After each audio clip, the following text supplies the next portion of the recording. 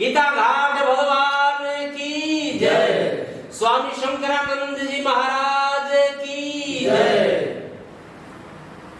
ओम पूर्णमदः पूर्णमिदं पूर्णात् पूर्णमुदच्यते पूर्णस्य पूर्णमादाय पूर्णमेवावशिष्यते। ओम शांतिः शांतिः शांतिः। ओम सहनाववतु सहनौ भुनक्तु सह वीर्यं करवावहै तेजस्विनावधीतमस्तु मा विद्विषावहै।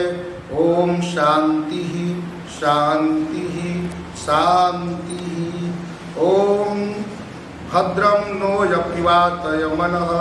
ओम शांतिः शांतिः शांतिः। अखंडमंडलाकारं व्याप्तं येन चराचरं तत्पदं दर्शितं येन तस्मै श्री गुरवे नमः। गुरुर्ब्रह्मा गुरुर्विष्णु गुरुर्देवो महेश्वरः गुरुर्साक्षात् परब्रह्म तस्मै श्री गुरवे नमः।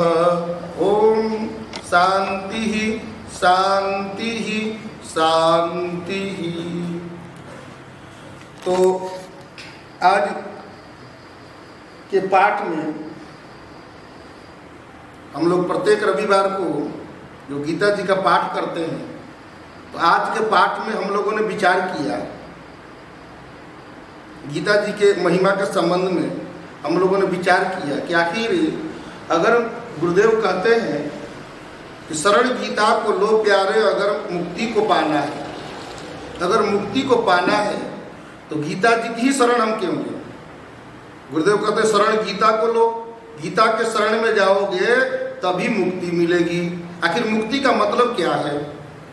हमारे यहाँ शास्त्रों में कहा जाता है, मुक्ति शब्द को व्याकरणियों ने मुचलिरी धातु से मुक्ति को निष्पादित किया है, जिसका तात्पर्य है छुटकारा, मुचलिरी छुटकारा। छुटकारा होने के अर्थ में किससे छुटकारा? हम अनेक प्रकार के कष्ट में पड़े हुए हैं, झंझट में पड़े हुए हैं, अनेक प्रकार के उपद्रव से ग्रसित हैं, हम बड़े दुख में हैं, हम बड़े कष्ट में हैं, हम दिन रात विचारों में अनाप शनाप विचारों में खोए रहते हैं। तो इसलिए इन सबसे मुक्त होने का नाम ही मुक्ति है, माने बंधनों से छूटने का नाम ही मुक्ति है। बुभुक्षु संसार में दो तरह के लोगों का वर्णन किया जाता है, एक होते हैं बुभुक्षु, एक होते हैं मुमुक्षु। बुभुक्षुरी संसारे मुमुक्षुरपि दृश्यते। दो प्रकार के लोग दिखाई पड़ते हैं, एक भोग के इच्छा वाले और एक मोक्ष के इच्छा वाले। लेकिन मुक्ति जो है, जो गीता में जिस मुक्ति का वर्णन किया गया है, वो दोनों से अलग है। वो भोग भी नहीं है और मोक्ष भी नहीं है, क्योंकि मोक्ष का जो सहज महत्व जो दिया गया है शास्त्रों में, स्वर्ग को ही मोक्ष कहा जाता है। स्वर्ग हो गए, मोक्ष को प्राप्त हो गए। लेकिन मुक्ति जो गीता की मुक्ति है, ये बंधनों से छुटकारा। कुछ ऐसा मोक्ष नहीं है, मिलने वाला मोक्ष नहीं है, ये बंधनों से छुटकारा पाने वाला मोक्ष। इसीलिए गीता में भगवान श्री कृष्ण ने प्रारंभ में ही कहा है कि गीता एक ऐसा अमृत है, एक ऐसा दूध है, इसको पीने मात्र से मनुष्य अमर हो जाता है। अमर होने का मतलब शरीर तो मरेगा। बड़े बड़े वीर पुरुष हुए, अभी आज़ादी का महोत्सव भी चल रहा है, अमृत महोत्सव भी मन रहा है। और जितने हमारे यहाँ जो तेजस्वी वीर पुरुष हुए हैं, जो योद्धा हुए हैं, जो राष्ट्रभक्त हुए हैं, सब ने गीता को रखा। इसका मतलब सब मुक्त होना चाहते थे। हाँ, उनका भी यही तात्पर्य था कि हम शरीर के जो बंधन है, शरीर के लगाव है, जो शरीर से मोह है, इससे हम छूट जाएंगे। फांसी के फंदे पर चढ़ेंगे भी तो हंसते हंसते, क्योंकि वो जान जाएंगे कि हम मरने वाले नहीं, हम तो मुक्त हैं, हम तो मुक्त आत्मा। शरीर न मरेगा, हम थोड़ी मरते हैं, हम तो अमर हैं भाई, हम तो शाश्वत हैं, हम सनातन हैं। हम जब कभी मरने वाले नहीं है, शरीर से डरे नहीं रहेगा, फिर हम कहीं भी चले जाएंगे।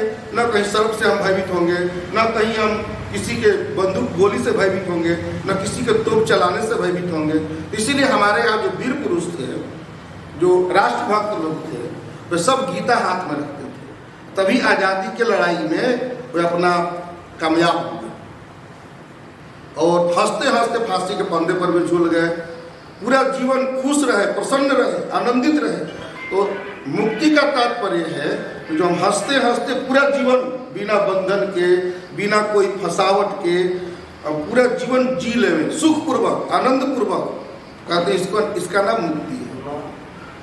और यदि कोई फसाहट के हम जी रहे हैं, बंधन से जी रहे हैं, तो मुक्ति थोड़ी।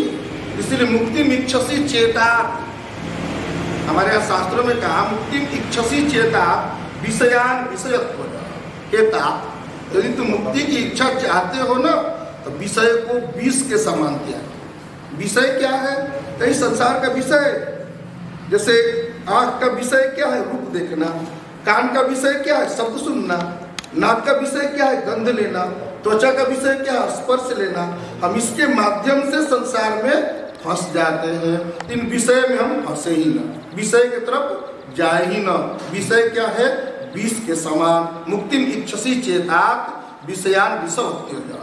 तो हमको क्या सेवन करना चाहिए? अच्छा अच्छा वस्तु को सेवन करना चाहिए, क्षमा सेवन करना चाहिए, बढ़िया आदर्श सेवन करना चाहिए, चरित्रवान बनना चाहिए, गुणवान बनना चाहिए। अपने भीतर भगवत भाव, ईश्वर का भाव अपने भीतर पैदा करना चाहिए, जिससे कि हम अपने को आत्मा के साथ जोड़ लेंगे, एकत्व अनुभव करेंगे, एकता का अनुभव। फिर शरीर से हमारा मोह खत्म हो जाएगा। फिर शरीर मरेगा तो मरेगा, हम तो नहीं मर रहे ना। फिर उसको भान हो जाएगा कि शरीर तो हम नहीं मर रहे हैं, हम तो आनंद में हैं। इसका नाम मुक्ति है। मैंने मुक्त हो गया, वो मरा नहीं। लोग कहते हैं ना कि मृत्यु में और मुक्ति में क्या अंतर है? क्वेश्चन लोग करते हैं, मृत्यु में और मुक्ति में क्या अंतर है? किसे कहते हैं मृत्यु और किसे कहते हैं मुक्ति? दोनों को परिभाषित कर देंगे। तो मृत्यु का मतलब होता है कि शरीर तो नहीं मरा, शरीर तो नहीं मरा, मन में बहुत सी इच्छा, वासना, ये सब शरीर के साथ है। हम पूरा जीवन तो इसी के साथ जी रहे हैं और मरने के बाद भी सब ऐसे ही रह गया, ज्यों का त्यों रह गया।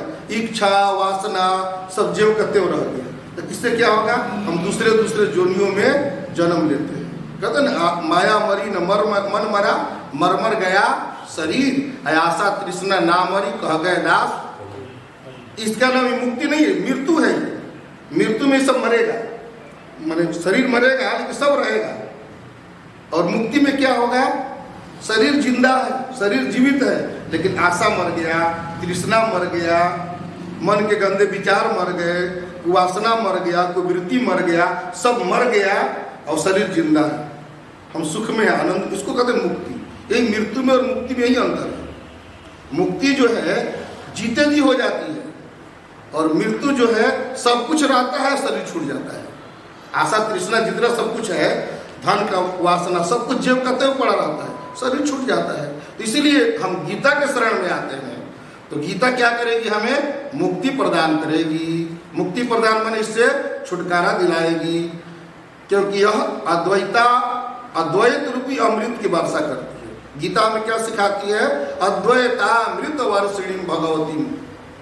क्या गीता जो है अद्वैतामृत, अद्वैत रूपी अमृत। अद्वैत माने न द्वैत, द्वैत माने दो जड़ा होते हैं तो द्वैत होता है, दो में झगड़ा होगा। पति पत्नी में रहेंगे झगड़ा होगा, गुरु शिष्य दो अलग अलग रहेंगे झगड़ा होगा। जब दोनों में एकता घटेगी, एक हो जाएंगे तो अद्वैत। जैसे रामकृष्ण परमहंस काली की पूजा करते हैं तो एक अपने हो गए और एक काली हो गई। दो हो गए तो काली से रोज लड़ाई करते थे।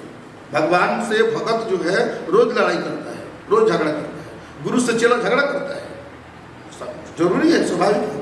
बाप से बेटा जो है रोज झगड़ा करता है, क्योंकि दो है। पति से पत्नी रोज झगड़ा करती है, दो का संबंध है। अब दोनों जहाँ एक में विलय हो जाएगा तो सब झगड़ा खत्म, सब लड़ाई खत्म, सब संघर्ष खत्म। एकत्व का बोध होगा, इसका नाम मुक्ति है। जहाँ एकत्व का बोध होगा तो मुक्ति हो जाएगी। एक फिर किसे लड़ेगा? जो पति में है वही पत्नी में है, मतलब सब में आत्मा का बोध हो जाएगा। आत्मा मन एक का जो बोध हो जाएगा, एक जो सब में विद्यमान है, तो वहाँ दूसरा कोई बचा ही नहीं, तो किससे लड़ेगा? कोई दूसरा है ही नहीं है। तो सब विलय हो जाएंगे उसमें, भगवान भगत में, भगत भगवान में विलय हो जाएगा, भगवान भगत में, एक दोनों में एकता सिद्ध हो जाएगी। वही अद्वैतामृत, वो अमृत हो गया, इसी का नाम अमृत कहा गया। वो मरने वाले अमर विद्या है, ये अमर कथा है।